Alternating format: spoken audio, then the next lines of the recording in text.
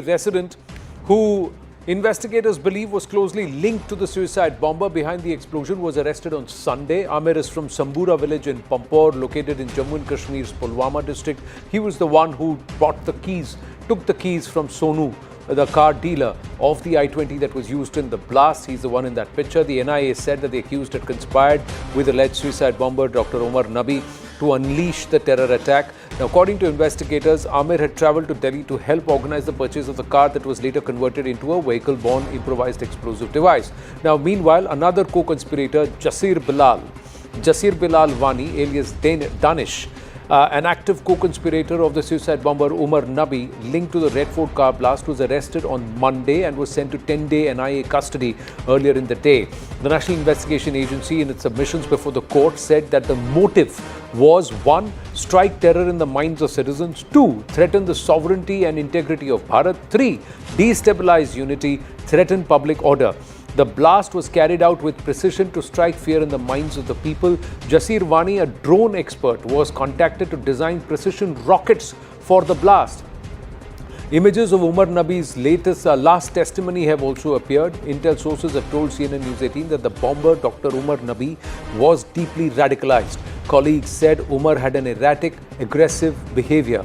Also, faculty members have said Umar was paranoid, spoke of being watched. Even Muzammil allegedly said Umar was psychologically unstable. Umar not trusted with logistics and some very key operational details. His aggression was actually used as a tool. Umar Nabi used to give frequent and violent threats on campus. Hardline indoctrination material and digital content was recovered. Mental instability and radicalism created explosive psychological trigger.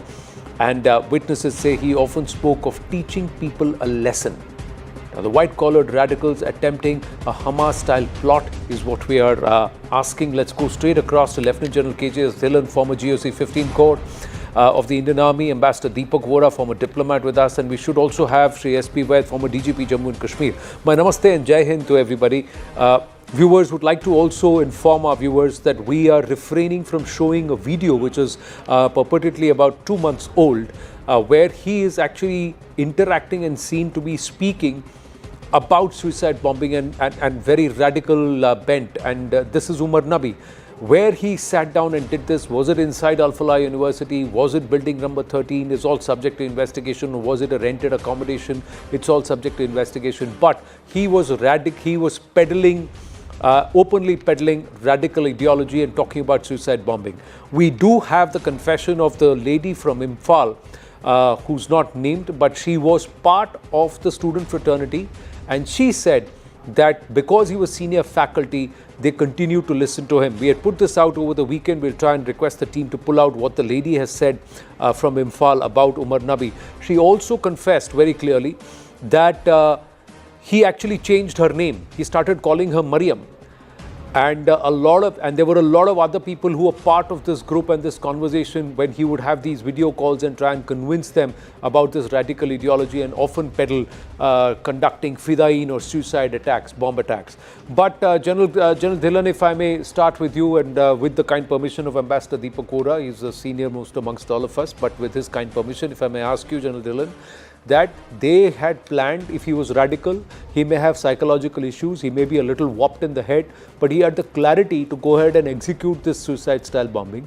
He had the clarity to engage a Jasir Wani, a drone expert who could use a drone, kamikaze drones or drone-style rockets.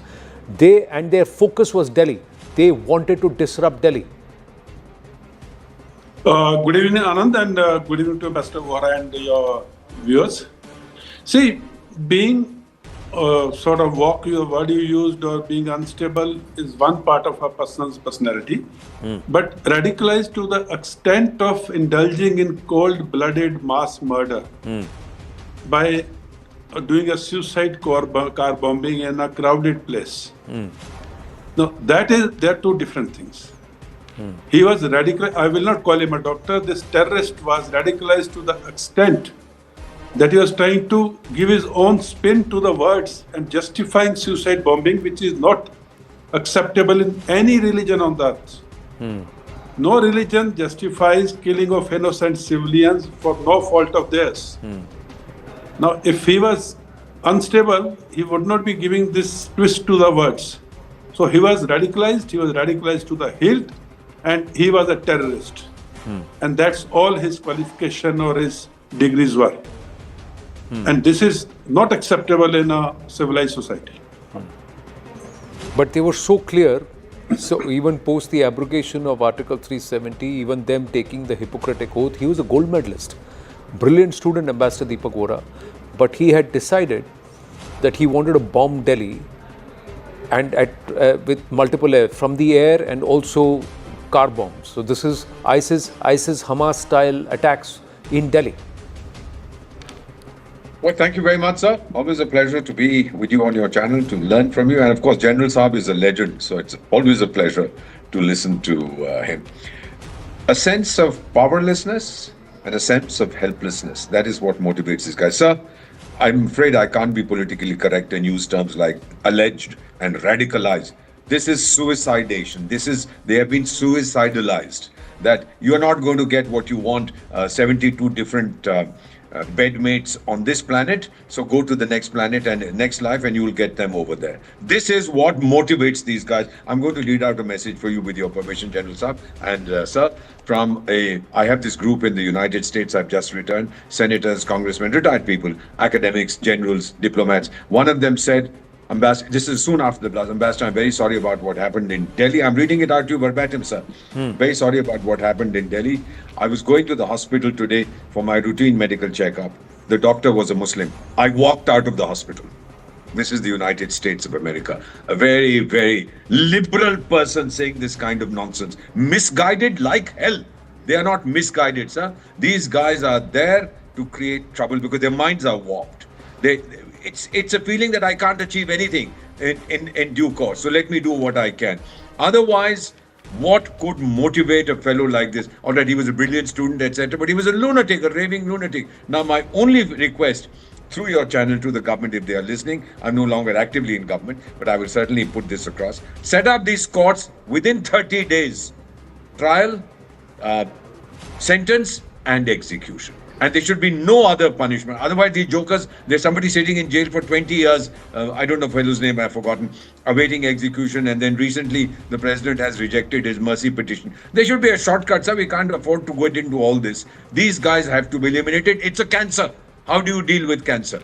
You excise the body part. Finally, India had become 2 million medical visas we gave last year. It had become a hub for medical tourism. Do you want it to be a hub for medical terrorism? No, sir. No, sir. Not at all. A profession that we all respect died that day thanks to scoundrels like this fellow and his cohort of other doctors. No mercy, sir. That's the solution to my mind. Thank you for your candid speak, Ambassador Deepak Vora. SP Vaid, the former DGP Jammu and Kashmir, is also with us. Namaste, Mr. Vaid. Now, how radicalized are these people that they are living in plain sight and they want to bomb the national capital? And they are faculty members. They are gold medalists. Another one is an MD pediatrics, dealing with young children. This person, Umar Nabi, is pushing out vitriol, sitting inside university campus or continuously working as faculty member there, etc., and teaching there. And he is engaging others.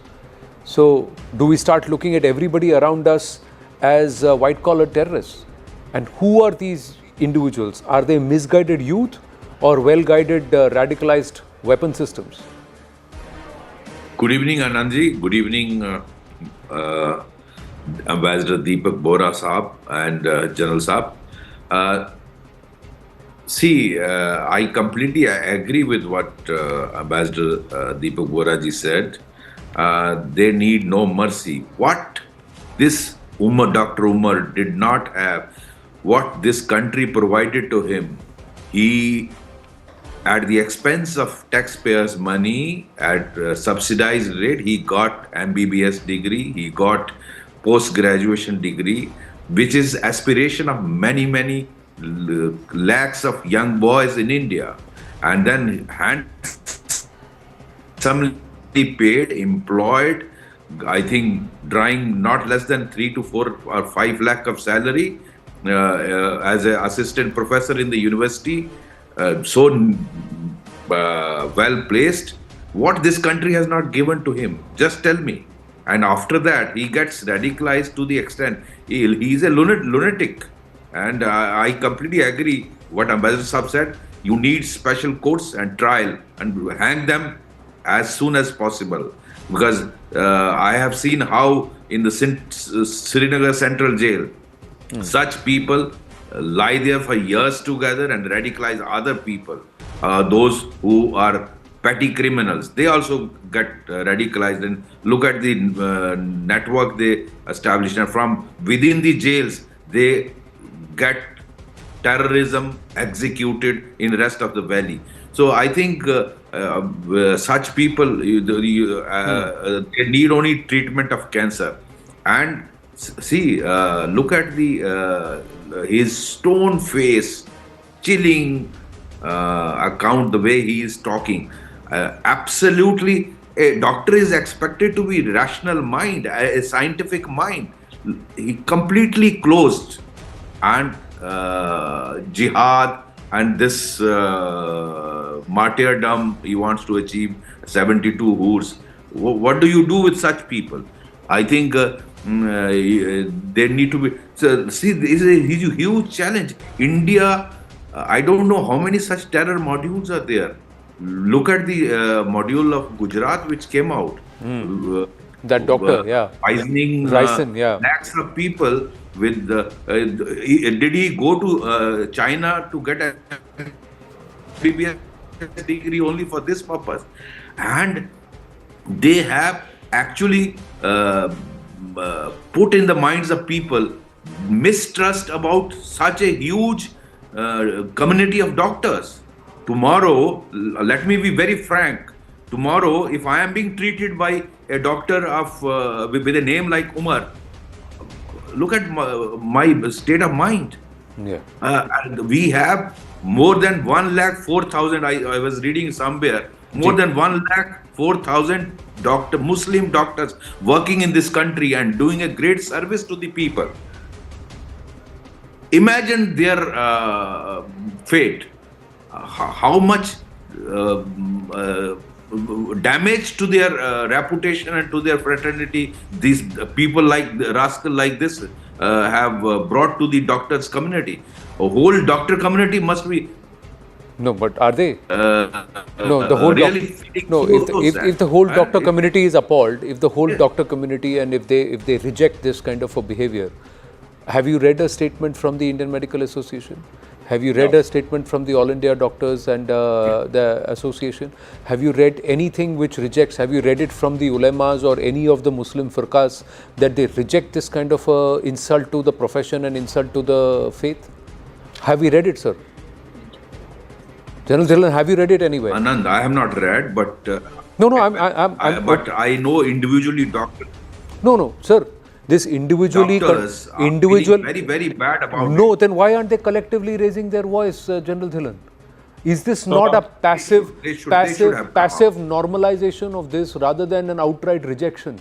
Why have they not openly come out and spoken, sir? Absolutely. This is not only you. Yes, General Saab. So I think Mr. Vaid was speaking. Okay. No. Absolutely, Anand. This is a very, very passive acceptance of the fact that it's okay. It's a cozy club there. They don't want to call a spade, and they want to let the things pass off till the next incident. Now, this is a very sad state of affairs. The whole community is getting a bad name because of some rotten apples. And such a noble profession, like I said in the beginning of the show, that I will not call him a doctor, I will call him a terrorist. And that's exactly what he is. He is, in cold blood, he is taking the lives of innocent civilians without even knowing their faith, their ideology, their points of view. Now, such people are rogue, they're cancer in the society. Earlier we get rid of them, better for the society. And that's exactly, I agree with Ambassador Vora there. There should be a fast-track court and there should be no mercy. We come back to this entire white-collared radicals and this entire global phenomenon in a bit, and also why society has not outrightly condemned. Nor the Red Fort, the Jama Masjid is not so far away from the Red Fort. Has the Shahi Imam of the Jama Masjid come out and issued a statement? Yes, he has. So after how long? That's one part. That's an anodyne statement. It's a wishy-washy statement. Correct. Oh, this kind of thing is not good. It shouldn't happen. Get out and say these guys are idiots. They should be eliminated by the community itself. Correct. He doesn't say that. That's not said. The Doctors Association, the Indian Medical Association, all this entire collective of people, the Al-Falah University itself, let's come to that in a bit. The Al-Falah University itself kept quiet for 3 days. Now they are under the scanner, and what's being unearthed is quite rotten. And that also then brings us to the larger question of what all are we allowing under our entire system itself of governance. The brother of the, just bringing our viewers up to speed on this, the brother of the Chancellor of the Al-Falah University linked to the Delhi blast probe has been arrested by the Madhya Pradesh police from Hyderabad in connection with nearly 25-year-old fraud cases. A reward of 10,000 rupees had been announced for the arrest of this accused Hamood Ahmed Siddiqui, the younger brother of Faridabad-based Al-Falah University's Chancellor Jawad Ahmed Siddiqui.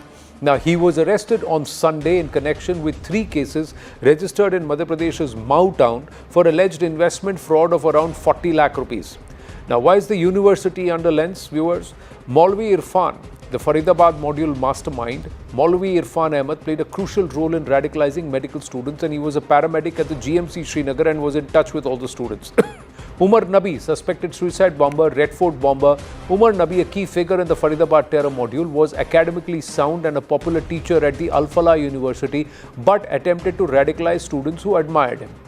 J&K police sources have told CNN News 18.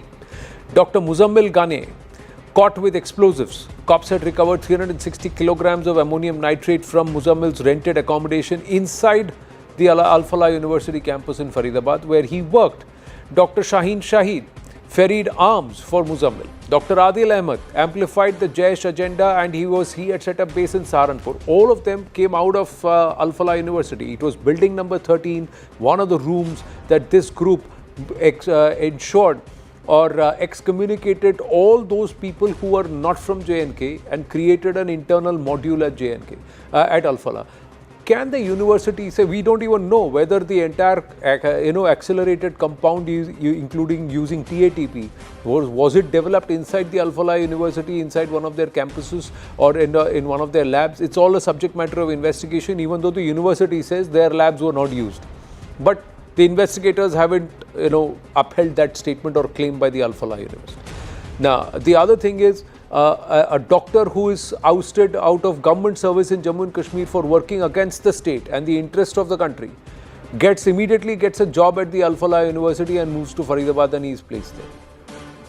So how are these institutions functioning? Now you are investigating 25 years later the scam that they did and the chit fund scam that they did. How did this Al-Falah University become so big? They've got branches in Delhi, other parts of NCR, including this one in Faridabad. Ambassador Deepak Vora, is this not a concern? Of course it is. May I also just say, I heard Director General Vaid Saab, and I've admired him greatly. He's one of our most highly decorated police officers. Absolutely brilliant, outstanding career. So thank you very much for being so frank, sir. Sir, it's a matter of concern when these we have 60,000 colleges and universities in the country. There were 500 when I was manufactured in 1951. So there is all these, we have deemed universities, state university, this university, that university. And then nobody really cares or has bothered to question what their credentials are, what the background is. I do hope that this event will spur the Association of Indian Universities. I believe they have booted out Al-Falah University from their list. It will spur agencies like this to stop, to refrain, to be very careful while giving accreditation, particularly to a university that makes false pretenses that I have the highest level of accreditation from the NA, whatever that's called, National Education, whatever, I forget the full form, NAACB or something like that, accredited. And that's a false claim. It expired 10 years ago. Now that, sir, has to be monitored very, and it's not difficult to do it in an IT superpower like Bharat. It's very easy for us to check. There are 60,000 universities, colleges, we'll be able to monitor each one. And along with this, Vaid Saab, General Saab, I think a citizen security culture will develop, with kids from kindergarten being told what security threats the country faces. Sir, those who see injustice and keep quiet are more guilty than the fellow who perpetrates the injustice. The other part, very rightly said Ambassador Deepak Vora, but SPYG, the other part is, how is it that educated individuals are convinced that Muslims are oppressed in Bharat? Muslims are not safe in Bharat. Muslims are not prospering in Bharat. This is the narrative that's being fed to them. Because they live in a different world, sir. You and I cannot reason with them. Theirs is a different world altogether. And there's a world which recognizes no governments, no frontiers, only Sharia. And that's the kind of rubbish that these guys believe in. Government doesn't matter, the country doesn't matter, the legal system doesn't matter. It's what Allah had decreed through the Prophet Muhammad, peace be upon him. Okay. Let somebody believe that this is the decree. But you are living in a country. SPYG, my question to you, are they not seeing what's happening in Pakistan? Are they not seeing what's happening in Afghanistan? Yeah. Are they not seeing what's happening in elsewhere in the world, in the Muslim world? And are they not seeing what crores of Muslims are doing in Bharat? How are they then convinced that Muslims are oppressed in Bharat? What kind of narrative is this?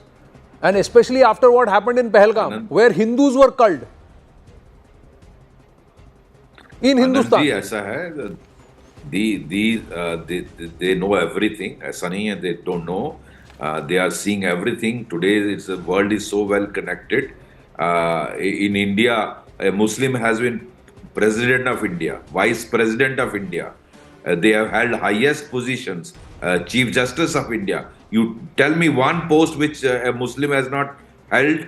We have a Vaishno Devi University. If somebody had to have a grievance, I think it should be Hindus and other minorities. Vaishno Devi University is completely run by the offerings given by Hindus on Vaishno Devi Shrine. And the first MBBS course, only last year college was sanctioned. Out of 50 seats, 42 were given to Muslim. So, which community should have actually objected? If it was otherwise, would Muslims accept it? That their run college will have out of 50, 42 seats by Hindus or non-Muslims. Now, the grievances can be built now. That is why I repeatedly say the role of community leaders. They must counter this false narrative which Pakistan actually engineers here. I have seen how Pakistan ISI is actually obsessed with Gujarat rights and demolition of Babri Masjid. They don't show the burning of the train, Godhra train burning, because that doesn't suit their narrative. I think community leaders in India must come forward and collaborate with the government, as this is being done in other parts of the world, whether it is Singapore, Dubai, Saudi Arabia, Indonesia, and some of the European countries. The community leaders must collaborate, work with the government and counter this narrative, which is totally false. And such a grievance is built in the young minds of youth. But sadly, we don't see them speaking out, sir. We don't see them speaking out the level. Has Darul Uloom Deoband issued a statement? Has the Jamaat-e-Islami issued a statement? Have they come out openly and conducted press conferences where they reject such ideology and such actions? Or are they trying are they trying to mobilize support to try and raise funds to try and fight these people's cases? Only thing Deobandi is doing is they run thousands of madrasas where lakhs of youth are being churned out every year, who are taught to hate their country, hate their countrymen, hate the kafirs, and that is leading to what kind of young generation we are bringing out in this country, and have we mainstreamed it? Well, I'm not getting into the realm of what Deoband is doing or what the Deobandis are doing in Bharat, but what I'm asking you is, what I'm trying to highlight is what the Deobandis should have done and what they've not done. Neither have the Barelvis done it, neither have any of the firqas or any of the ulemas or heads who have come out and openly. They should have had a joint press conference and say this is not the way forward, and if this is what is being done, we reject such people. Don't do it in the name of Islam. They've not done that. It should have been a national thing. It's not happened. They have not come out. The IOML has not spoken in Kerala. Nobody has come out and openly sat down there and put it out there that this is rejected. Anybody who's doing this or thinking of doing this should not be considered Muslim and should not be considered an Indian citizen. These are two things. Habbal Watan is also prescribed in Islam. It's also written in Islam. Prescribed. It's written. It's mandated that you have to stand up for your country, and your love for your standing up for your country and allegiance to your country's dominance comes first. So that's also a principle. Who's talking about that? Now, just coming to this white collar terror, and General Saab, I'll come to you on that. The white collar terror module linked to November 10 car blast, Delhi's Red Fort, brings focus on the accused, including Dr. Shaheen Shahid, Dr. Muzammil, who were photographed purchasing the Brezza car that was part of a larger sinister plan for a series of terror attacks in and around Delhi. The plot delves into the method of the terror cell, which included creating radicalization videos, recruiting more individuals for their plot. The interrogation report of Shaheen, one of the accused in this entire white collar terror module case, reveals a complex web of radicalization, covert operations, terror financing and grooming. Now, this is all allegedly centered around the Al-Falah University campus. Now, according to the report accessed by CNN News 18 and security sources, a close circle group dominated by Kashmiri faculty systematically created ideological silos, operated unchecked and became a safe conduit for key suspects, Muzammil and Umar, who allegedly acted as the operational masterminds. Now, according to Shaheen's interrogation, and these are the details we've gleaned here via Manoj Kumar Gupta, our security affairs editor, both Muzammil and Umar used this environment to consolidate influence, push ideological narratives and quietly plan a major operation. Security sources say the two men functioned as operational chiefs. The transporting of these the drums, they were waste drums. That's what they used in that shared red EcoSport, along with references to travel to Turkey and links to a Pakistani contact named Ukasa, has raised suspicion of possible foreign ideological handlers and those who are also guiding them on how to use what has worked for these jihadi tanzeems in the past in other nations and references. Now, did these white-collared radicals plan a Hamas-style plot is another question. See, when they talk about using drones, trying to land multiple rockets in the national capital, create a huge security alarm, this is very Hamas-style or inspired from there. We know Hamas leaders had come to POJK not so long ago. Even before Operation Sindoor at the top of this year, they were seen there, Hamas-style leaders. And this was soon after the October 7 carnage that was unleashed in Israel. So somewhere there seems to be a celebration of what is working for other tanzeems and to learn from them, sir. This is very, very radical. This means that there is an ideological thought continuum which says we need to continue on this path till the time a certain objective is achieved. In this case, it's Ghazwa-e-Hind. Correct me if I'm wrong. Yeah, Anand, one thing leads to the other thing. Mr. S.P. Vaid is here, he will agree with me, because if you celebrate the terrorists of Gaza as heroes in Kashmir, and you don't take any action against the people who are trying to do such things, these things will lead to more people trying to do those things.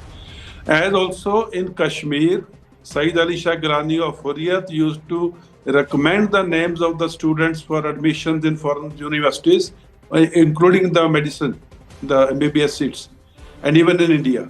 On his recommendations, the children from Kashmir, boys and girls alike, used to be admitted in universities in Pakistan, Bangladesh, and even China. And now, Saeed Ali Shah Gilani would only recommend those people who are only aligned to his ideology. The hardcore Jamaitis, the children. So radicalization was easy if these people were picked up who are already aligned to the ideology, and then when they get a white collar qualification or education and degrees, then they become ticking bombs. So this has started very early. This starts very early, and what we are seeing today is the end result, is the end product. And universities like Al-Falah University and others are just conduits. They are the furnaces where these people are baked. And people like Maulvi Irfan, if he is the handler, if he is the person who is motivating them and trying to radicalize them, you can imagine such sleeper cells in all such universities in India and abroad. See, Irfan himself was a paramedic. So he quits his job and goes to Naugam to become a Maulvi inside a mosque. Now, who are these mullahs and maulvis who are sitting on the mimbar and trying to preach across these mosques, sir? Shouldn't somebody listen to them, and shouldn't somebody be monitoring what vitriol is being peddled there? Or whether or not it's vitriol, or whether or not it is teachings? Yeah, it is being monitored. I am aware of it. The Jammu Kashmir police and the security agencies and intelligence agency are monitoring people like Maulvi Irfan on daily basis. And you really don't need a Maulvi Irfan today in a connected world. You just have to do a Google search. You'll get the best of the people who will radicalize you. Gone are those days only Friday prayer used to be monitored, and people will get radicalized in a particular gathering. Today it is available online. The point I'm making, if he is a paramedic and he is getting the doctors together, imagine the hold such people have. And if this hold is not possible unless it is supported by finances and the support of an outside agency. These people now are today all... we are able to dig out 25-year-old cases. Why couldn't we dig it out before 10th of November? Someone's complicity has to be established, and even those people have to be punished for it. You make a very fair point. And now again, Maulvi Irfan, all these people are part of the Jamiyat. And this Jamiyat-e-Islami is directly owes its allegiance to the Jamiyat in Pakistan. They don't identify or agree with the Jamiyat Ulema-e-Hind. So there is a difference. And why are they given a free run? The Jamiyat is the ideological offshoot for this entire dissension, separation, etc. And they work openly with the jihadi tanzeems on the other side. So Hafiz Saeed addresses those members of from Lashkar, and the Jaish also is in touch. The Hizbul is in touch. These tanzeems are in touch, and these tanzeems are all co-opted, and they are nothing but extended wings of the Pakistani military. Now this is an open secret. Now, if they are given a free run of access to young, impressionable minds in our country, and that 2 years of continuous radicalization. See, Irfan came into touch with these people, this entire module, when they joined as interns and students at the GMC in Srinagar, 2018, 2019, sir. And this is 7-8 years of radicalization, continuously feeding them info and vitriol. You see how dangerous this whole lot is, and how do we know that there aren't other Maulvis who have got other white-collar terrorists who are hiding in plain sight right now, and who'll pipe down and wait another 2 years because this module has been busted right now? Do we keep looking back over our shoulders? Ambassador Deepak Vora. What is the solution, sir? I'd be interested in that. Yes, of course, there will be these demented fellows in every system. Don't call them radicals. They're demented, these chaps. You know, sir, I'm a fundamentalist Hindu. That means I believe in the fundamentals of Sanatan Dharma. There's nothing wrong with that at all. The fundamentals of being a good guy, of sharing, giving, etc. If General Saab is a fundamentalist Sikh, he believes in Vanshago, Kidat Karo, etc., etc. But that's great if you're a fundamental. But these guys are demented, sir. There's no question about it. इनकी दुनिया अलग है, sir. आपकी और मेरी दुनिया नहीं है, sir. ये. I don't know which world they live in. That has to be tackled, and it cannot be tackled by their own community. It has to be tackled from outside, because all those jokers who could have made an impression, who could have made a difference, they are themselves afflicted by this cancer. No, and therefore, from outside, what is it? Everybody who enters into a medical or an engineering college or whatever has to be very carefully monitored. They acquire skills in engineering. Do you want them to use those skills for creating more trouble? Just monitor them, create this citizen culture. That, I believe, is the solution, sir. Vashishta and Shukracharya both learned from the same guru. Yeah. And both were highly knowledgeable. What one taught and who the other taught and what they taught also manifest in the karma and who were what.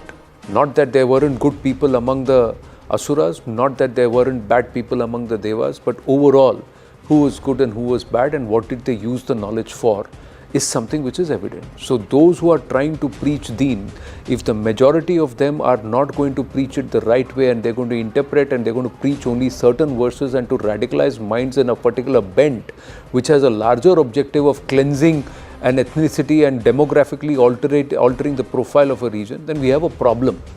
Are these the people who are in charge of the deen or of custodian of faith in our country? Then we will not have moderates, then we'll have more radicals. That's a problem. We've got news coming through. I have to move on. SP Vaid Saab, thank you very much. General Dhillon and Ambassador Deepak Vora, please stay on with us.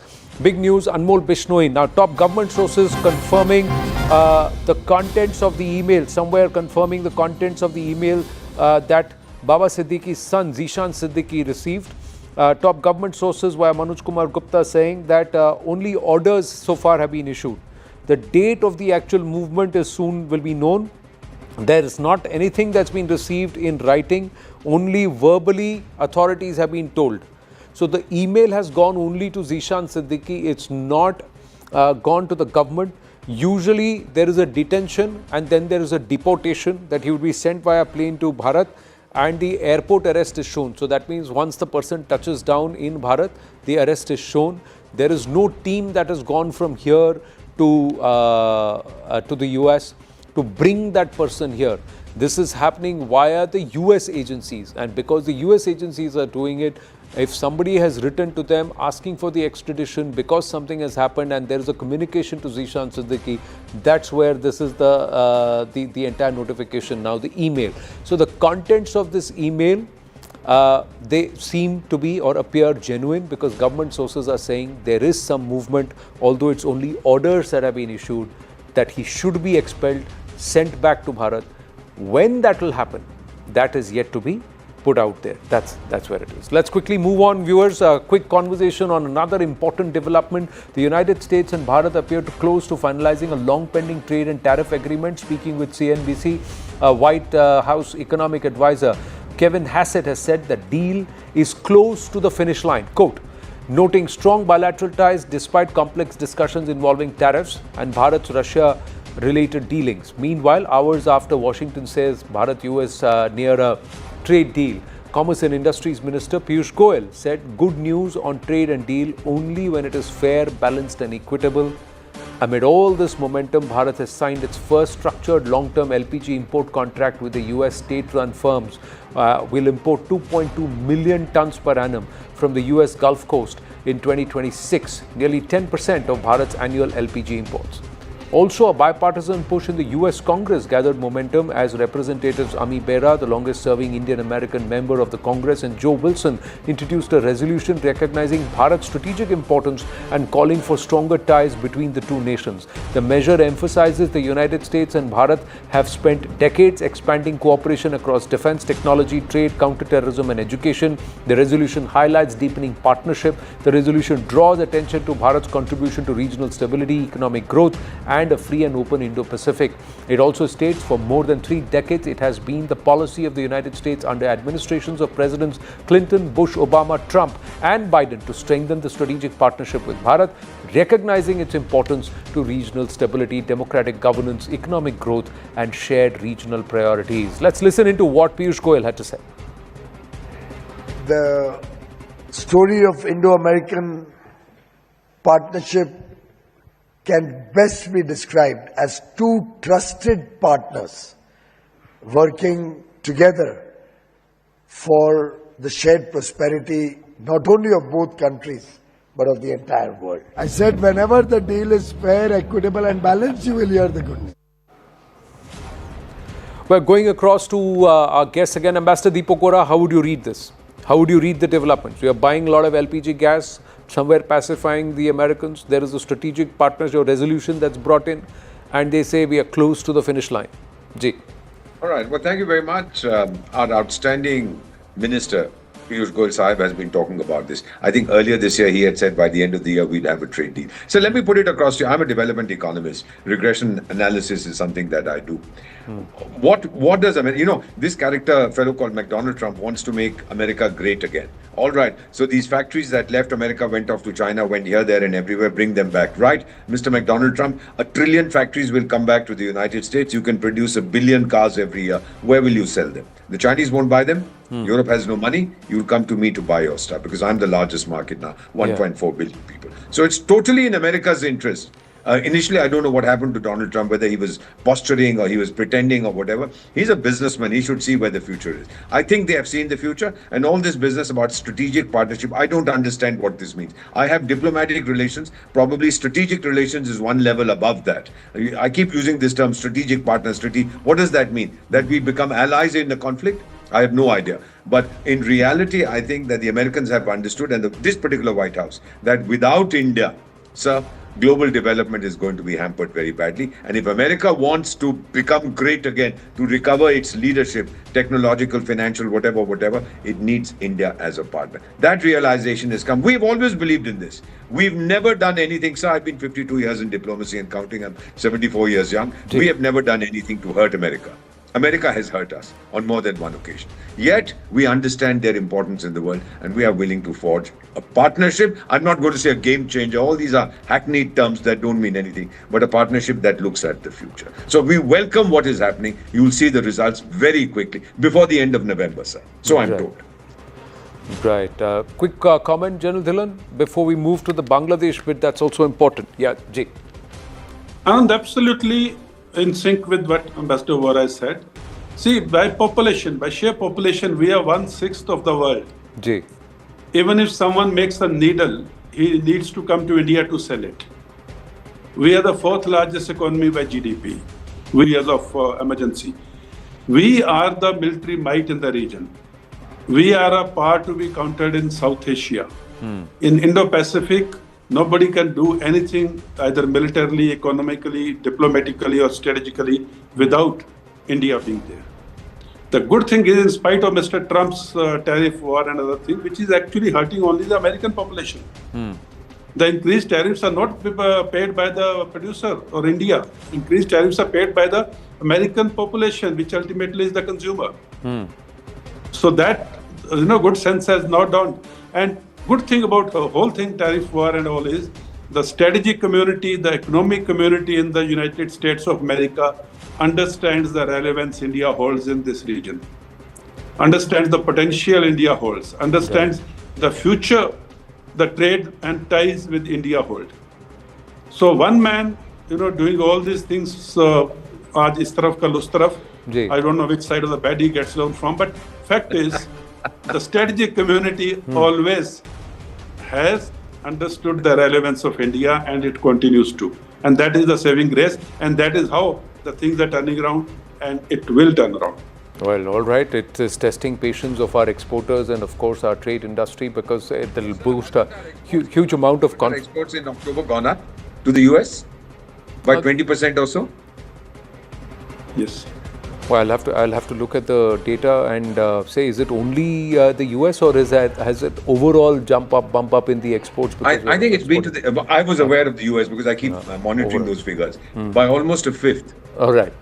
So if that's the case, then all right, let the trade deal come and let it go up further. That's what that's we'll have another discussion. We'll park it. Yeah, we'll move on to that. So that this is Bangladesh and this is critical, viewers, and we'll try and bring in our guest also, Dr.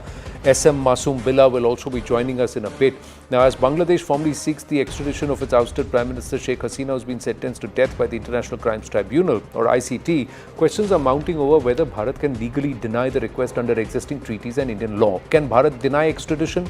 Well, as per the 2013 India-Bangladesh Treaty, extradition may be rejected if verdict is politically motivated. So clearly that box is ticked on the face of it.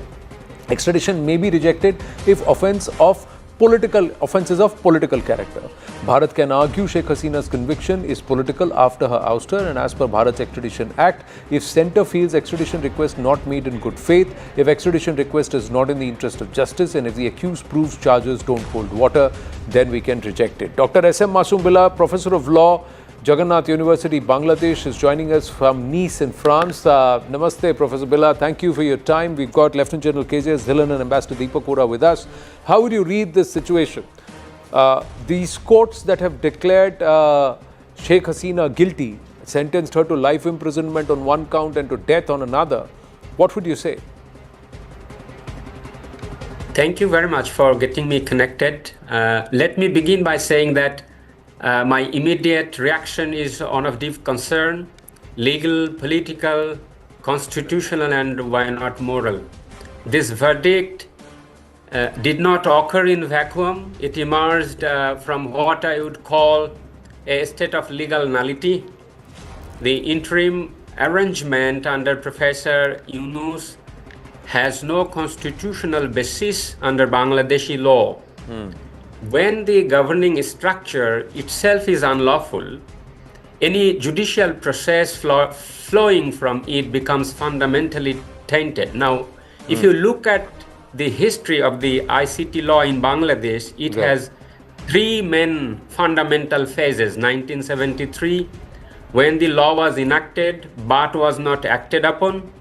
The law was actually revived in 2009 to constitute the International Crimes Tribunal, which is a domestic tribunal itself to prosecute the local collaborators during Sheikh Hasina regime. Now, when the previous trials were almost concluded and the tribunal almost was ended, the interim administration now has once again revived it and reconstituted it with the members of prosecution and judges having highly political affiliations and controversially amending the law against the principles of international criminal law, namely law of non-retroactivity, presumption of innocence and due process of law. Right. So the verdict handed down attracts the provisions of international criminal law and have arisen deep concerns regarding the violations of due process. You will see that the principles which has been applied has been misplaced and wrongly interpreted, and the kind of evidence the court has relied upon is very flat, is not as much as deep, and there is no real connection has been able to established by the court between the order of the Prime Minister and the actual incidents taking place in the field level. Right. Ambassador Deepak Vora, one of the courts there is Bangladesh's International Crimes Tribunal has said Sheikh Mujibur Rahman, in connivance with the neighbouring country, formed the Rakhi Bahini to weaken and abolish our glorious army. So is this Bangladesh, or is this the recent ISI cell that was established in Muhammad Yunus's office in Dhaka? Are they the ones? So the ghosts of 1971, those 90,000 bangles, chudi pen ke aao, all of that, that the jibes and the hatkadis in those generals, is that still haunting the Pakistanis? Oh, This seems to be their language. Absolutely. They still take an oath. I think General Saab knows it better than I do that they will avenge 1971 when they graduate from their military academy in Abbottabad or wherever, the place where they were sheltering that scoundrel called Osama bin Laden. Let me put it to this international, lovely word, crimes tribunal. Wasn't this established by Sheikh Hasina herself to try all those jokers who were involved in the 71 genocide? And then subsequently this Muhammad Useless Khan changed the charter and got all kinds of things involved. So as far as I see it, the politics of revenge is very strong in Bangladesh. Muhammad Yunus has a visceral hatred for Sheikh Hasina, for the Awami League and for Bharat. Let's not fool ourselves. He's a hardcore jihadi. He's a terrorist who's hiding under the guise of being chief advisor. That's no constitutional validity, as our outstanding legal expert has said. He's also white-collared... I think he's a blackguard, sir. About his white collar, absolute scoundrel. So now, what is going to happen? May I just give me a minute, and I'll tell you what I see. 4 things happening, sir. 1, Sheikh Hasina has already activated her cadres.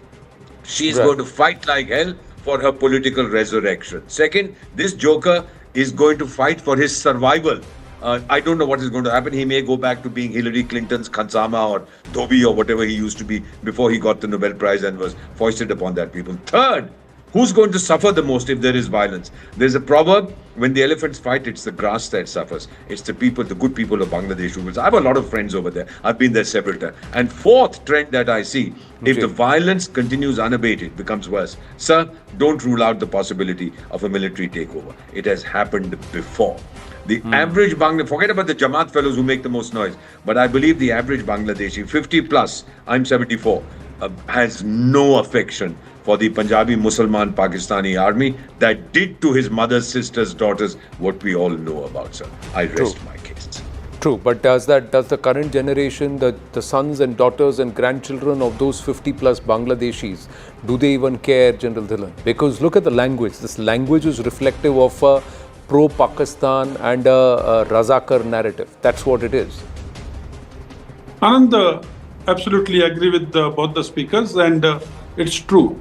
The people who have seen the genocide of 1971 by Pakistani Punjabi Musliman Army, as Ambassador Vora also puts it, and the way they have treated the women of Bengali people, and we all know it. If 93,000 prisoners of war Indian Army had left behind in Bangladesh, each one of them would have been lynched. Each one of them lynched because the gussa itna tha. The atrocity committed were enormous. छोड़ के जाना चाहिए था And sir उनको। that army, who 93,000 we saved, we served them scotch and made them play golf for years and then sent them back to their country. Now, if that army is making a statement like this, it is for the Bangladeshis to understand. And I agree with the legal aspects given by Professor from Nice. But one thing from the security point of view, anything unstable in the neighborhood is not good for India. Stable neighborhood is in India's interest, and extended neighborhood stability is also in India's interest. Right. Indo-Pacific, starting from Malacca Strait, going right up to Cape of Good Hope, is in India's interest if there is no instability in this region. So, Right. in the overall interest of things, we would love Bangladesh to be stable. Earlier the better, and all these aspects of extradition and death sentence against Sheikh Hasina, I think all these do not and will not stand the legal scrutiny, as Right. was amply clarified. So when the basis is wrong, the basis is biased, the outcome cannot be justified. Well, but So just I think India as a nation must support Sheikh Hasina in all its ways and whatever we can do, and under no circumstances we should accept this verdict. well, fair point. And the legal aspects, the strategic aspects, and also the tactical aspects have been laid out here by our three guests. We've run out of time. We'll take this conversation forward through. Professor Bilal, look forward to having you more often with us. Ambassador Deepak Vora and General Dhillon, thank you. Fantastic as always. Namaste. Winding up this edition of The Right Stand on that note. Thank you very much.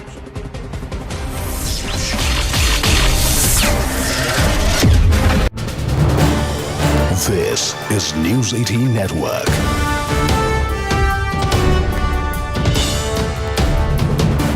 India's largest news network. Madhvi Hidma, one of the most feared Maoist commanders in Bastar, has been killed in an encounter. The confirmation comes from high-level security sources in the Bastar range, where Inspector General of Police Sundaraj Patalingam acknowledged the breakthrough. Hidma, who led the PLGA's Battalion No. 1, was a central figure in Maoist leadership. He had long evaded security operations. His neutralization is now a major strategic win by security forces. According to top intel sources, the top Maoist commander killing marks a major security breakthrough. He was behind brutal attacks in Bastar, Sukma, Dantewara and Malkangiri. His death disrupts Maoist logistics, recruitment and multi-district operations. Recent operations have cut Maoist influence by nearly 40%, pushing them into deep forest pockets already.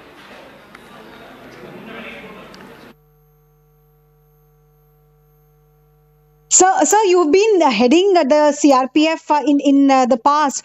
This news that is coming in of Hidma getting killed, what does this really mean as far as Naxalism is concerned, especially in Chhattisgarh? Yeah, I would say that this is the most profound achievement since the war against the Naxals have started.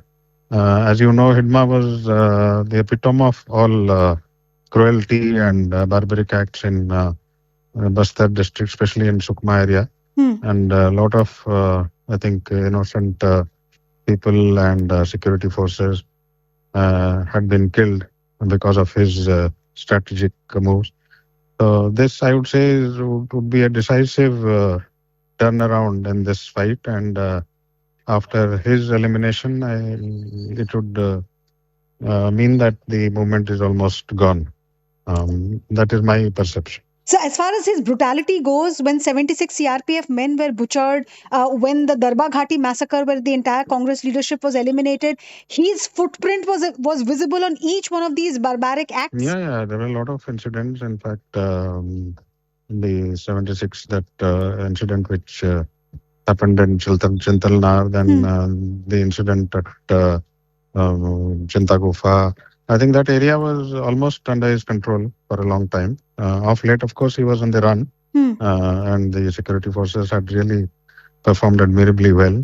And with this achievement, I'm sure that the Honorable Home Minister's commitment that it would end by March seems reality, and the movement should now be over. My colleague Arunima is also joining us with more on this. India's most wanted Maoist commander, Arunima, neutralized. What does this mean as far as India's ongoing operation against Maoism is concerned? This target of March that the former DG also was talking about, where does this put India's operation currently? See, for all practical purposes, Hidma being brought to justice means curtains for CPI Maoist in Chhattisgarh at least. Their footprint has already shrunk everywhere else. In Gadchiroli, which was the other Maoist affected area, the massive surrender that was orchestrated by Venugopal Rao's surrender, alias Sonu, alias Abhay.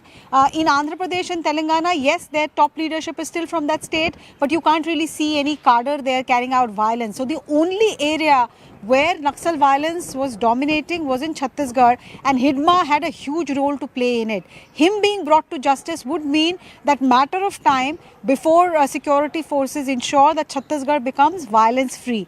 In fact, some DG Prakash Mishra, who was the former Director General of CRPF, he is of the view that 2026 March target could actually be rewound and it could well be achieved by December of 2025. Similar words I heard from other DGs of CRPF as well, who felt that Hidma's death meant that in the next 1 month or so itself, Chhattisgarh could become Naxal free. And why are they saying this? Because Hidma is somebody who knows Sukhma. He's a son of the soil. He rose from the rank there. He had 130 to 150 fiercely loyal tribal fighters constantly guarding him. With him now gone, I think they will be convinced to surrender and lay down weapons as well. So PLGA Battalion 1 and the Dandakaranya Special Zonal Committee, the two forces or the two wings of Maoists that Hidma headed, they are now all set to be dismantled as per the security grid. That is the significance of Hidma being brought to justice.